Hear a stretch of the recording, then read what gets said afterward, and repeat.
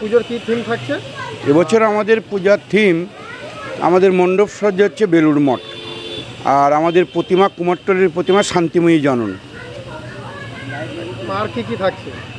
আর এখানে আমাদের পঞ্চমীতে আমাদের উদ্বোধন হচ্ছে। তার আগে আমাদের মাননীয় মুখ্যমন্ত্রী মমতা বন্দ্যোপাধ্যায় ভার্চুয়ালি এখানে উদ্বোধন করবেন, কথা দিয়েছেন 6 তারিখে। সেটা নির্দিষ্ট সময়ের মধ্যে আমরা জানতে পারবো, আজকের মধ্যেই।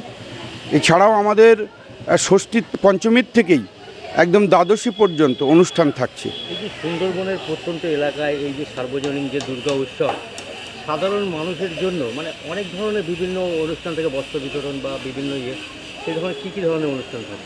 আমার সাধারণ মানুষের জন্য আমরা রেখেছি বস্ত্র বিতরণ, আমরা কিছু অনুষ্ঠান রেখেছি, এবং আমরা প্রত্যেক দিন যে আপনার লোক সংস্কৃতির কিছু অনুষ্ঠান যেটা সুন্দরবনের মানুষ ভালোবাসে, যাত্রা অনুষ্ঠান, বাউল গান, এখানে পৌরাণিক যাত্রাপালা, রাজা হরিশ্চন্দ্র এখানে আছে। এছাড়া আমাদের এখানকার লোকাল ছেলেরা প্রতিযোগিতামূলক সঙ্গীত এখানে করবে, এবং একটা এখানে ছোট ছেলে আমাদের অষ্টমীর দিন সে ইংলিশে মহালয়াটা পাঠ করবে। এরকম বিভিন্ন ধরন অ্যাওয়ারনেসমূলক আমাদের অনুষ্ঠান এখানে আছে, সচেতনমূলক অনুষ্ঠান। সুন্দরবনের প্রত্যন্ত এলাকায় এই ভাবনা কেন, বেলুড় মঠ ভাবনা কেন? বেলুড় মঠটা এই জন্যে ভাবনা, দেখুন সুন্দরবনের মানুষ এখানে তো যেভাবে আমরা যে পরিবেশের মধ্যে আছি, জল জঙ্গল নিয়ে বাস করতে হয়, প্রাকৃতিক দুর্যোগ আমাদের নিত্য সঙ্গী। তবুও বেলুড় মঠ নিয়ে এই জন্যেই ভাবনা, যদি আমরা রামকৃষ্ণদেব, স্বামী বিবেকানন্দর আদর্শগুলো আজকের দিনে যদি তুলে না ধরি, আজকের দিনে প্রজন্ম কিন্তু অনেকটা বিপথে চালিত হচ্ছে। সেই জন্য যদি আমরা যদি স্বামী বিবেকানন্দ, সারদা মা এবং রামকৃষ্ণদেবের এই আদর্শগুলো যদি আস্তে আস্তে আমাদের প্রজন্মের মধ্যে যদি ছড়িয়ে পড়ে, এই প্রজন্ম অনেকটা ভালো জায়গায় যাবে বলে আমরা এই চিন্তাভাবনা নিয়েছি। আমার নাম অরুণ কুমার মণ্ডল, আমি এই চুনাখালী সার্বজনীন দুর্গোৎসব কমিটির সভাপতি।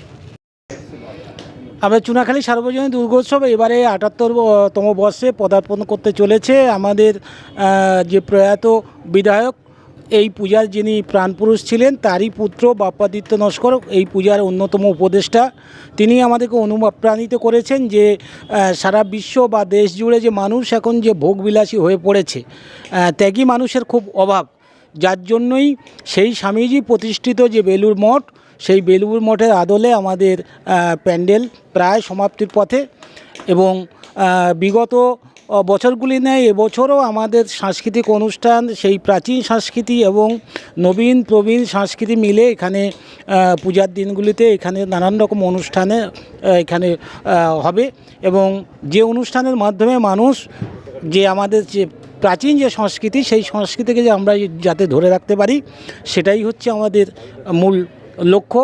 এবং এখান থেকে আমরা শুধু এটা পুজো নয়, এটা শুধু শারদ উৎসব নয়, সারা বছর ধরে সরকারের কিছু যে মেসেজ, মানুষ যাতে ভালো থাকতে পারে, সুস্থ থাকতে পারে, তার স্বাস্থ্য পরিষেবা থেকে শুরু করে, এবং আগামী দিনে আমাদের যে প্রজন্ম, সেই প্রজন্মকে আমরা এই পূজা কমিটির পক্ষ থেকেই নানান রকম মেসেজ বিগত দিনে দিয়ে থাকি। এবারেও আমরা যেমন জল সংরক্ষণ বা আমার যে বায়োডাইভার্সিটি যেটা হচ্ছে জীববৈচিত্র্যকে সংরক্ষণ, এবং যে প্রাকৃতিক বিপর্যয়গুলো একের পর এক আসছে বা বিশেষ করে সুন্দরবনের বুকে আছড়ে পড়ছে, তার জন্য আমাদের মানুষকে সচেতন করার নানান রকম পরিকল্পনা এই পূজার মাধ্যমে থেকে আমরা এই মেসেজটি সাধারণ মানুষকে দিতে চাই।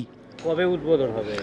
এটা আমরা প্রস্তুতি নিয়েছিলাম আগামী পঞ্চমীতে এর উদ্বোধন, কিন্তু আমাদের এবারে আমরা খুবই আনন্দিত, খুবই গর্বিত যে গতকালই আমরা একটা মেসেজ পেলাম, মাননীয় মুখ্যমন্ত্রী আমাদের ভার্চুয়ালি এটা 6 তারিখে উদ্বোধন করবেন, যার জন্য আমাদের দুদিন উদ্বোধনটা দুদিন এগিয়ে এলো। এবং সেইভাবেই খুব প্রাকৃতিক একটা যে একটা বর্ষার মধ্যে থেকেও আমরা খুব তড়িঘড়ি করে, যাতে করে মাননীয় মুখ্যমন্ত্রী উদ্বোধনের আগে সমস্ত কিছু আমরা কমপ্লিট করতে পারি, সেই জন্য আমাদের পূজা কমিটি এবং সকল কর্মীরা ঝাঁপিয়ে পড়েছে। কতটা আনন্দিত যে রাজ্যের মুখ্যমন্ত্রী ভার্চুয়ালের মাধ্যমে আপনাদের পুজো উদ্বোধন করছে? হ্যাঁ, নিশ্চিত, এটা তো একটা আমাদের কাছে একটা বাড়তি পাওনা, এবং এই সর্বপ্রথম এইরকম একটা এপিসোডে আমরা সম্মুখীন হতে পেরেছি, যার জন্য আমাদের কর্মী, আমাদের কমিটি, আমাদের যারা উপদেষ্টা সবাই কিন্তু খুব আপ্লুত ওই দিনটির অপেক্ষায়, ওই সন্ধিক্ষণের অপেক্ষায়। নিমাই মালি, সম্পাদক, চুনাখালী সার্বজনীন দুর্গোৎসব কমিটি। দাদা, এবছর আপনাদের পুজোর মানে বিশেষ আকর্ষণ হিসাবে কী থাকছে? চুনাখালী সার্বজনীন দুর্গোৎসব ৭৮ বছরে পদার্পণ করেছে। এই ৭৮ বছরের আমাদের মূল ভাবনা বেলুর মঠে শান্তিময়ী জননী। তার একটাই কারণ, চারিদিকে যে বিশৃঙ্খলা অরাজকতা সৃষ্টি হচ্ছে, তার মধ্য দিয়ে শান্তির খোঁজে মানুষ বেলুর মঠ যায়, যে স্থানে গেলে অন্তত মানুষের মনের মধ্যে যে অশান্তি গ্লানি সেগুলো দূরীভূত হয়। আমরা বর্তমান পরিস্থিতির হাত থেকে মানুষকে শান্তি দেওয়ার জন্য আমাদের থিম ভাবনা এবার রেখেছি বেলুর মঠে শান্তিময়ী জননী। আমাদের কুমোরটুলির প্রতিমা এসেছেন এবং আমরা বেলুর মঠের আদলে আমাদের মণ্ডপকে করার চেষ্টা করেছি মাত্র। আর কি থাকছে?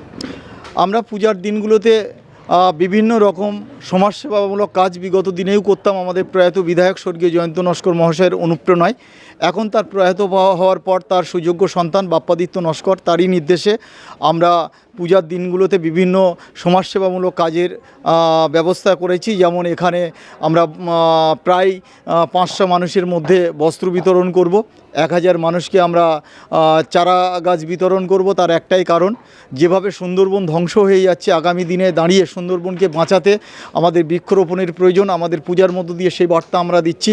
পাশাপাশি আমরা যেহেতু বেলুর মঠের আদলে মণ্ডপ, এই জন্য একদিন আমরা অষ্টমীর সন্ধ্যায় অগণিত দর্শনার্থী যারা আসবেন প্রত্যেকের জন্য অন্ন সেবার ব্যবস্থাও আমরা রাখছি। আপনার নাম? বাপ্পাদিত্য হলি, সাংস্কৃতিক সম্পাদক, চুনাখালী সার্বজনীন দুর্গোৎসব কমিটি।